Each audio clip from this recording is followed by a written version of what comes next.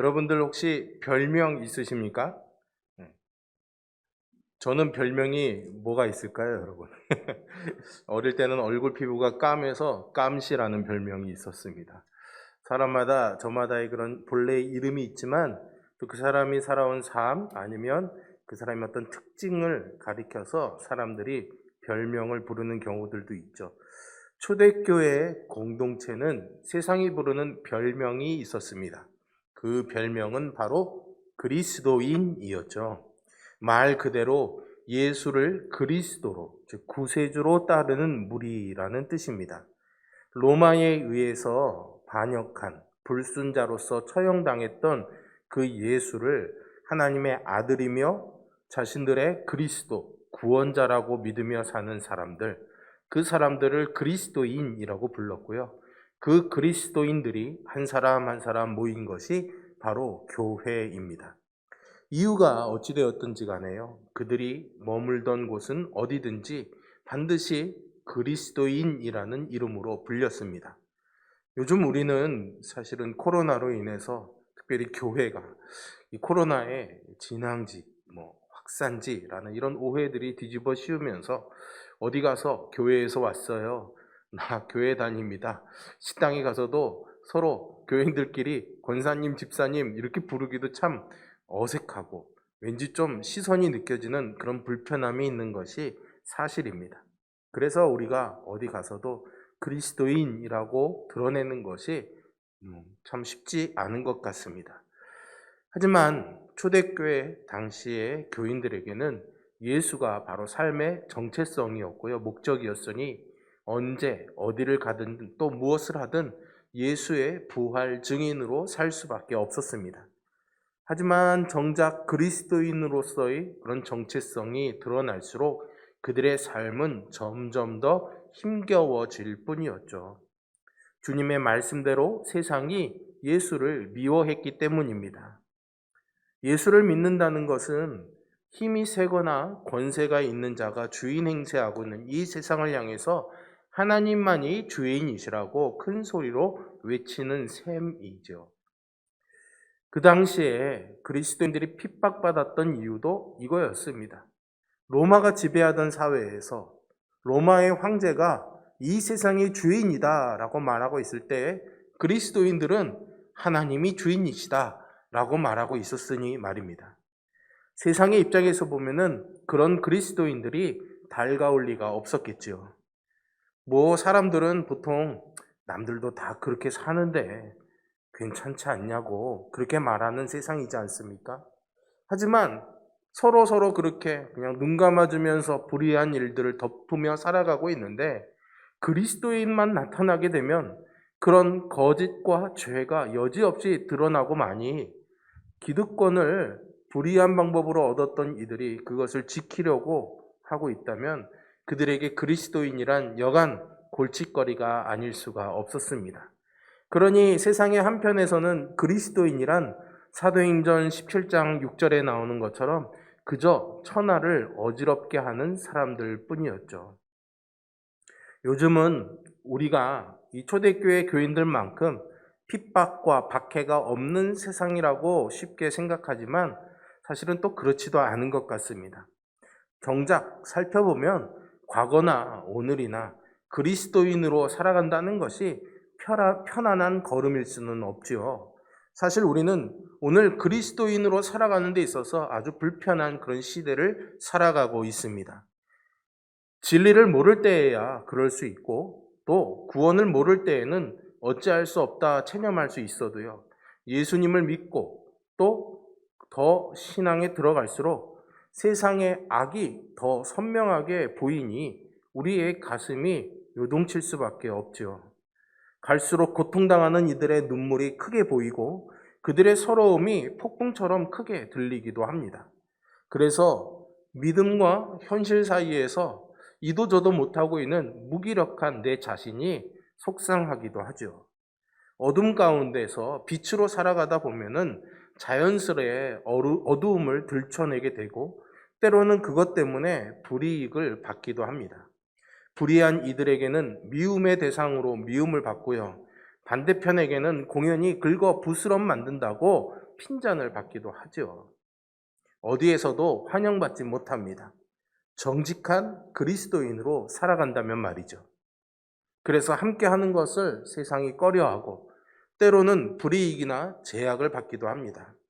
때로는 이 길을 걷기에 극단적인 상황에서는 목숨을 잃을 수도 있죠. 모두가 예수를 믿을 때에 경험하게 되는 환난입니다. 예수님의 제자로 부름받고 그리고 교회로 구별되어서 살아간다는 것은 필연적으로 이 환난을 직면해야 되는 삶이죠. 초기 교회 공동체는 이러한 핍박이야말로 자기들이 바른 신앙의 삶을 살아가고 있다라는 증거로 삼기도 했습니다. 저는 성경에서 만나게 되는 이 그리스도인들을 정직하게 예수를 믿는 사람들이라고 말하고 싶습니다. 바라기는 우리 모두가 하나님과 세상 앞에서 정직한 그리스도인이 되기를 소망합니다. 기독교 신앙은요, 예수님을 믿고 따라서 살아가게 될 때 뒤따라오는 이 환난을 애써 무시하거나 결코 가벼이 보지는 않습니다. 바울은 그의 편지에서 이 치열한 신앙의 부침을 겪고 살아가고 있는 로마 교우들에게 환난으로 인해서 도리어 기뻐하라 이렇게 강변하기도 하죠. 조금만 참으면 이제 곧 이 환난이 사라지겠지. 바라는 일들이나 소원이 모두 이루어질 거야 라는 이런 맹목적인 기대감에 의지해 보기도 하지만 그것만으로 고난을 이겨내는 것은 쉽지 않아 보입니다. 게다가 바울은요, 환난이나 소망을 전혀 그런 차원에서 다루고 있지 않습니다. 정작 바울은 세상 사람들이 그토록 바라며 살기를 원하던 그런 것들을 나는 배설물처럼 여기노라 그렇게 말하지 않습니까? 그러면 바울이 바라보았던 소망은 과연 무엇이었을까요? 어떻게 그에게 환난이 소망이 될 수 있었는지가 참 궁금해집니다. 성경에는 이것을 확인할 수 있는 많은 이야기들이 있습니다. 괴롭고 답답한 상황이 기쁨으로 뒤바뀐 사건들이죠. 믿음의 조상이라고 불려지는 아브라함의 이야기도 그 중에 하나입니다. 아시다시피요, 그는 고향을 떠나서 하나님의 약속을 믿고 낯선 가나안 땅에 오게 됩니다. 정말로 빈손으로 온 그에게 하나님이 물질도 많아지게 하시고 나중에는 땅도 차지하게 하셔서 소위 지금 우리가 말하는 성공한 사람이 되게 하죠. 그런데 그에게는 아주 치명적이고도 유일한 약점이 하나 있었습니다. 그것은 바로 자녀가 없었다는 것이죠. 고대 시대에 이것은 아주 치명적인 불행이었습니다. 다른 것들은 노력해서 얻을 수 있는 것이지만 이것만큼은 하늘의 은혜를 입고 허락받아야만 가능한 일이었기 때문이죠. 어느 날 하나님의 사람들이 그의 앞을 지나갑니다. 정성껏 이 나그네를 대접한 아브라함에게 보답이 주어지죠. 그들로부터 아내 사라가 내년 이맘때쯤이면 아들을 낳게 될 것이라는, 듣기만 해도 너무나 좋은 그런 축복이었습니다. 그런데 아브라함이나 아내 사라는 그 축복을 기쁨으로 받아들일 수가 없었습니다. 심지어는 창세기 18장 12절에 보니까 사라가 속으로 웃었다라고 말하죠. 너무나 터무니없어서 헛웃음이 나온 겁니다. 이것을 두고요, 우리가 사라가 믿음이 없다라고 타박하면 곤란합니다.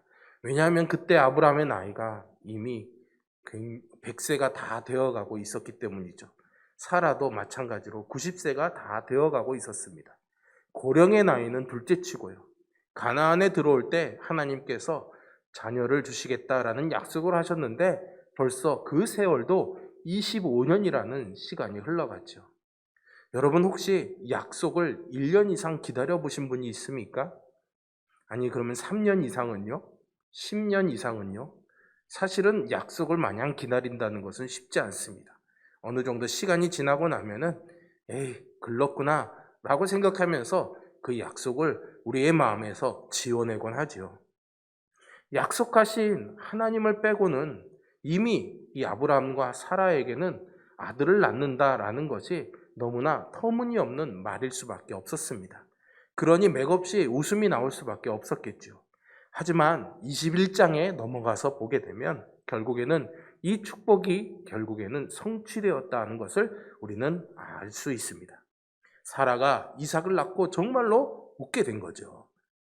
창세기 21장 6절을 볼까요? 사라가 이르되 하나님이 나를 웃게 하시니 듣는 자가 다 나와 함께 웃으리로다. 얼마나 기뻤는지 사라가 웃음을 멈추지를 못합니다. 심지어는 주변 사람들의 옷을 붙잡고 함께 기뻐하자고 막 재촉합니다. 말도 되지 않는다고 쳤던 그 헛웃음이 이전까지 한 번도 경험해 본 적이 없는 감격과 기쁨이 되어서 웃음이 되었던 것이죠. 얼마나 사라가 행복했을까요? 이것은 아브라함과 사라만의 일이 아니죠. 아이를 낳는 일만 따지고 봐도 성경에는 삼손도 그렇게 태어났습니다. 사무엘의 어머니였던 한나의 기도를 여러분 기억하시죠? 세례 요한의 어머니 엘리사벳도 그러한 경우입니다. 애타게 바라고 기다리던 자녀를 얻게 된 놀라운 이야기들이죠. 그래서인지 이런 성경의 말씀들은 기도를 많이 하면 태에 복이 넘쳐서 자녀를 얻게 될 것이다 라는 믿음을 요구하는 근거가 되기도 합니다. 하지만 한편으로는 씁쓸한 마음도 있습니다. 실제로는 그러한 경험보다는 그렇지 못한 실패의 경험이 일상에서 더 많이 경험되는 것을 모르지 않기 때문이죠. 아브라함 사건의 핵심은요, 열심히 기도한다거나 믿음이 좋으면 태의 복이 임하거나 간절히 바란다면 이루어진다라는 것을 말하지 않습니다. 그런 것은 모두 세상의 관심이고 세상이 가르치는 것이죠. 아브라함이 이삭을 얻게 되었다라는 이 이야기의 핵심은 아브라함과 사라가 경험했던 하나님 경험이었습니다. 우리는 보통 결과에 치중하는 경향들이 있습니다. 뭔가 간절히 바라는 것들이 있다면 그것이 이루어졌을 때 그것을 하나님의 은혜라고 생각하죠. 그러나 진짜 은혜는 그것을 경험하게 하신 하나님에게 있는 것입니다. 사실은 그것은 어떤 결과는 그거의 부산물이라고 할 수 있습니다. 그런데 우리는 그 부산물에 매여서 그것이 은혜요 아니요를 따지고 있는 거죠. 우리의 삶에 기대하고 바라는 모든 일들 하나님이 응답해 주실 줄로 믿습니다. 그런 결과를 제가 무시하는 것은 아닙니다. 그런 결과와 어떤 받은 그런 기적 같은 일들은 우리에게 너무나 소중한 선물입니다. 하지만 그것을 이루시는 그 하나님 없이 그 결과에만 우리가 매여 산다면은 세상 사람들이 무언가에 바래서 얻는 소원 성취와 우리의 신앙이 뭐가 다르다고 말할 수가 있겠습니까? 우리의 신앙은 우리의 소원과 기도에 응답하시는 하나님 경험에 있어야 되는 것입니다. 아브라함과 사라가 아이를 낳을 수 없는 상황에서 기적 같은 나이에 아이를 얻었다는 것은 하나님의 축복을 받았다는 것인데요. 그 하나님의 축복을 받았다는 것은 결국 하나님을 경험했다라는 말입니다. 아, 하나님이 이런 분이셨구나. 하나님은 이렇게도 일하실 수 있는구나. 그 하나님을 알게 된 것. 그 하나님을 경험해서 더 이상 어떤 일에도 하나님은 그렇게 하시지 않아 라고 말할 수 없게 되는 소중한 경험이 생기는 것. 그것이 우리에게는 은혜인 것이죠. 지금 아브라함과 사라의 웃음은 하나님께서 그들의 인생을 웃음이 드리워진 복된 걸음으로 이끄셨다라는 고백입니다. 사실 구약 성경은 이런 신앙의 고백을 담고 있습니다. 이스라엘 백성들이 하나님의 선택받은 민족이었죠. 그러나 그들이 불순종해서 결국은 멸망당해서 바벨론의 포로로 끌려가게 됩니다. 하나님이 우리를 선택하셨는데 우리나라가 망해? 이것은 이스라엘 사람들에게는 상상할 수 없는 일이었습니다. 그런데 그들이 정말 망해버렸어요. 그리고 바벨론으로 포로로 잡혀가게 된 거죠. 그들은 돌아보기 시작했습니다. 이스라엘의 역사가들은 왜 우리가 이렇게 망하게 되었는가를 반성적으로 살펴볼 수밖에 없게 되었죠. 그리고 돌아보니 출애굽도 그러했고 가나안에서 살아온 모든 시간들이 실은 정말로 말도 되지 않는 것들이 이루어진 놀라운 일들이었던 겁니다. 어떻게 애굽이라는 대제국에서 벗어날 수가 있었는지, 홍해를 건너온 일도 그렇지요. 광야에서 살아낸 40년도, 가나안이라는 여러 민족들이 강력한 힘을 가지고 살아가는 그 틈바구니에서 멸망당하지 않고 국가를 이루며 살게 된 그 모든 것들이 이 하나님을 빼놓고는 생각조차 할 수 없는 아득한 일들 뿐이었습니다. 하나님이 지켜주시고 인도하지 않으셨다면 불가능했던 일이죠. 지나쳐왔던 일상들이 모두가 기적이었고요. 그것이 이스라엘이 하나님을 경험한 역사였습니다. 여러분 각자에게도 이러한 경험이 있으리라 저는 생각합니다.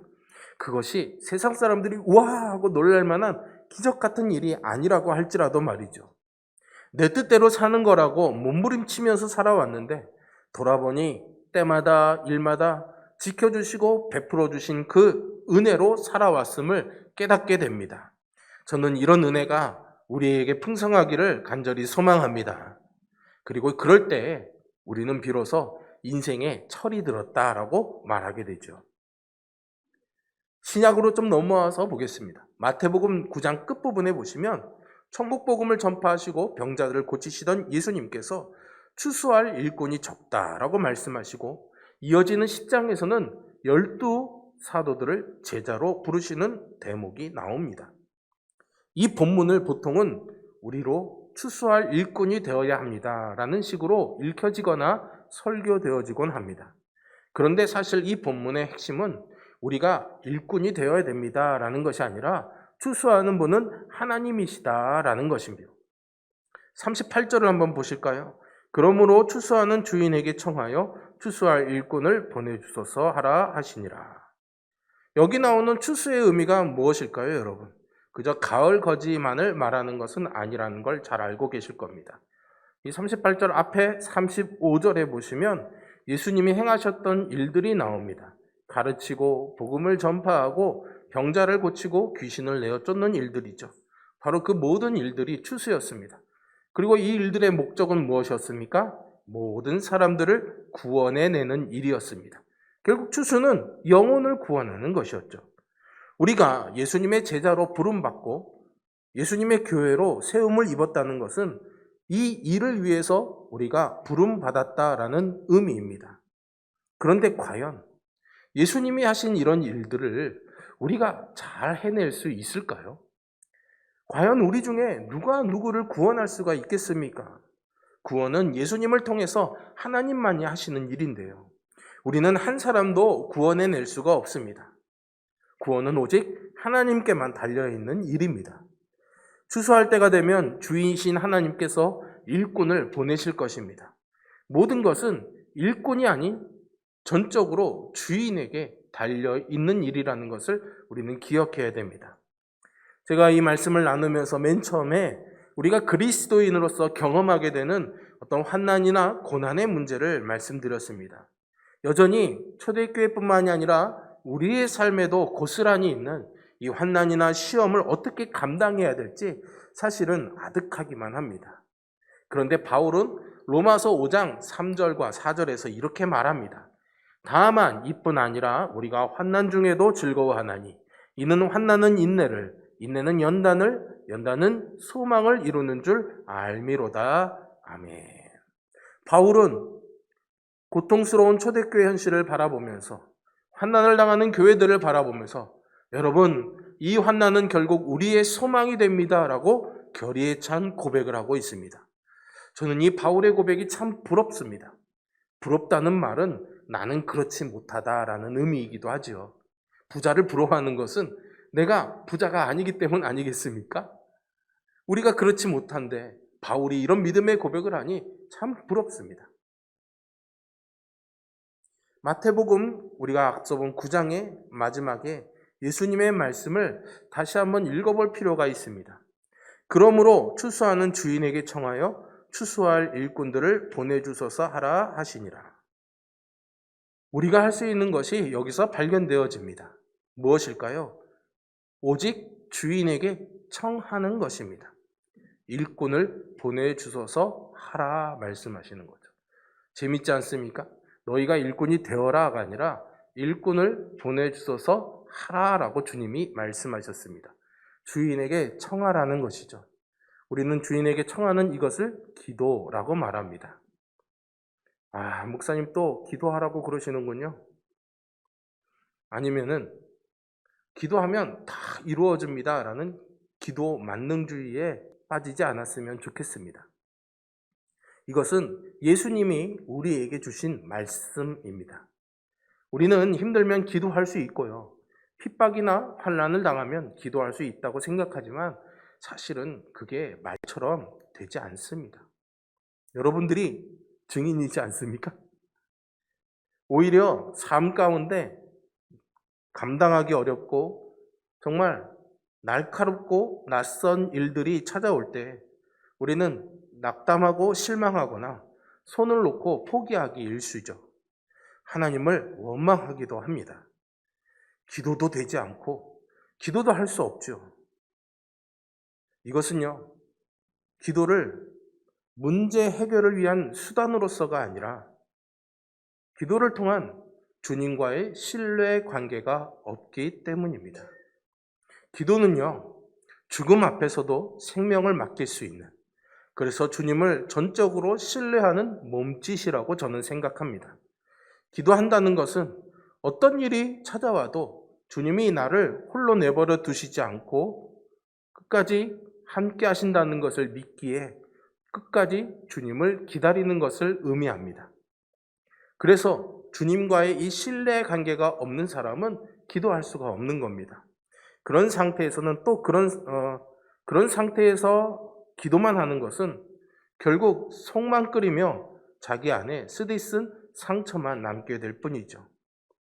바울은 오늘 본문의 1절에서 환난 중에서라도 주님께 기도할 수 있는 이 관계를 화평의 관계라고 표현해 줍니다.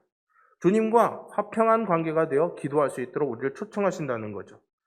그러므로 우리가 믿음으로 의롭다 하심을 받았으니 우리 주 예수 그리스도로 말미암아 하나님과 화평을 누리자. 바울이 권면합니다. 예수 그리스도로 말미암아 화평을 누리자. 그리고 그 관계를 가능하게 하는 핵심은 8절에서 보시는 것처럼 사랑입니다. 우리가 아직 죄인 되었을 때 그리스도께서 우리를 위하여 죽으심으로 하나님께서 우리에 대한 자기의 사랑을 확증하셨느니라. 아멘. 우리가 언제 그 화평의 관계에 들어갈 수 있는 것입니까? 우리가 아직 죄인 되었을 때입니다. 자격이 없을 때인 거죠. 그럴 만한 조건이 되지 않을 때입니다. 죄인은 심판받아야 되는 겁니다. 죄인에게 화평의 관계는 허락되지 않습니다. 죄인에게는 공의만 허락될 뿐이지 사랑은 용납될 수가 없는 거죠. 심판받아 사라져버릴 아무것도 아닌 우리를 사랑하시려고 화해의 통로로 예수 그리스도를 하나님이 우리에게 보내주셨습니다. 하나님의 독생자, 가장 존귀하신 예수 그리스도께서는 그 하나님의 마음을 가지고 아무것도 아닌 이 인간의 몸을 입고 이 땅에 오셨습니다. 그리고 아무것도 아닌 이들의 삶의 터전에서 목수라는 직업으로 사셨고요.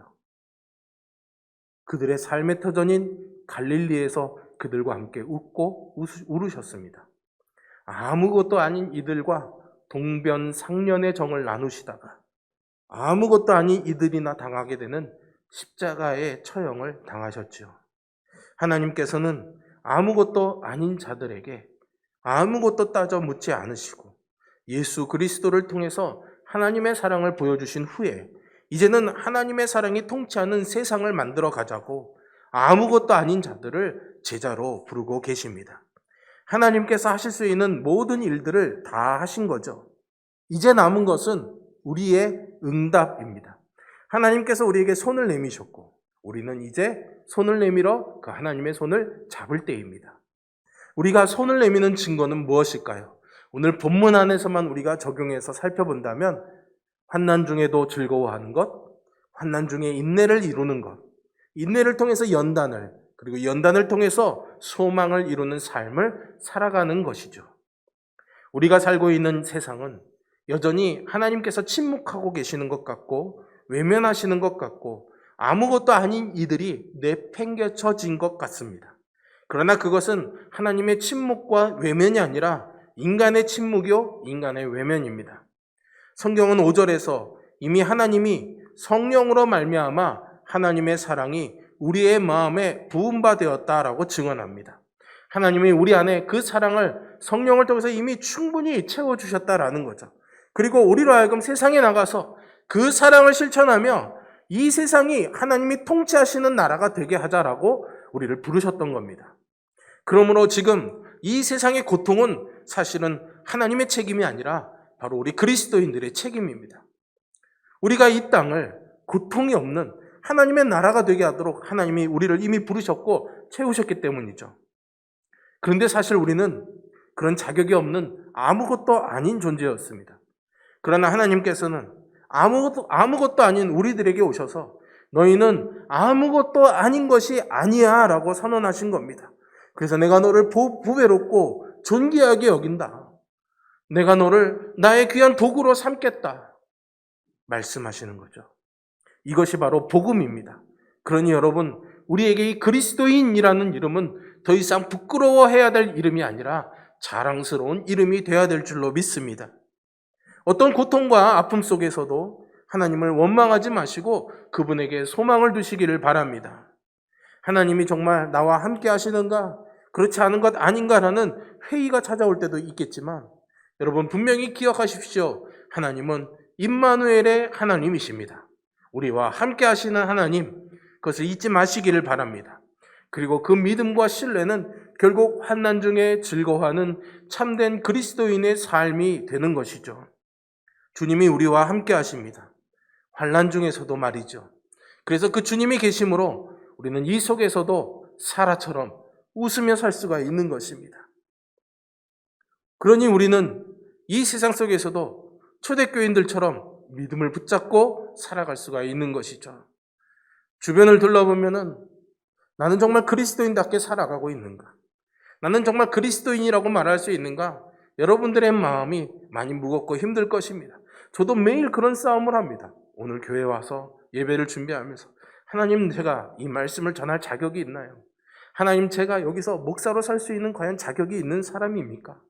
마음의 두려움과 불안과 나는 그런 자격도 없어 라는 생각들이 끊임없이 저를 짓누릅니다. 그러나 여러분 기억하십시오. 그런 자격 없는 죄인 되었을 때의 우리를 하나님이 부르셨습니다. 그리스도를 통해서 화평의 관계를 이루시고 그것을 사랑으로서 증거해 주셨고 이제 우리를 다시 세상에 보내서 우리로 하여금 사람들에게 그 하나님의 화평을 나누는 삶을 살라고 우리의 주어진 상황과 환난 속에서 즐거워하는 삶을 삶으로 나의 증인이 되어달라고 여러분들을 부르셨고 또 보내고 계십니다. 이 하나님의 음성에 따라서 순종하며 이 말씀을 붙잡고 용기 내어서 환난 중에 즐거워하는 그리스도인의 삶을 살아가시기를 주님의 이름으로 축복합니다. 기도하겠습니다.